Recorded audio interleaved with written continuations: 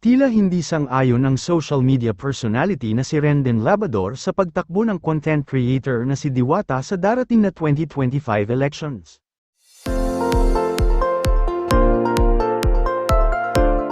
Nagkomento si Rendon sa isang ulat hinggil sa pagpa-file ni Diwata o Deo Balbuena sa totoong buhay ng Certificate of Nomination and Acceptance para sa gaganaping eleksyon next year. Tatakbo si Diwata bilang isa sa mga nominee ng Vendors Party List para sa 2025 midterm elections.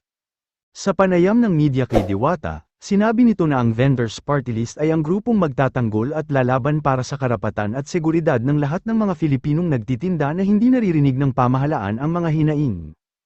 Ang advocacy talaga ng Vendors Party List para po sa lahat ng vendors, para tulungan yung mga vendors, yung mga nagtitinda, kasi 'di ba, kapag vendors tayo importante talaga yung puhunan.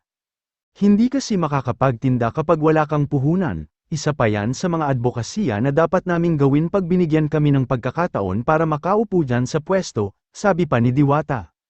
Sa isang Facebook page naman ay nagbigay ng kanyang saloobin sa naging desisyon ni Diwata na kumandidato sa May 2025 elections.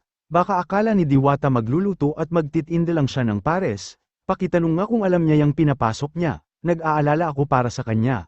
Ang post ni Rendon.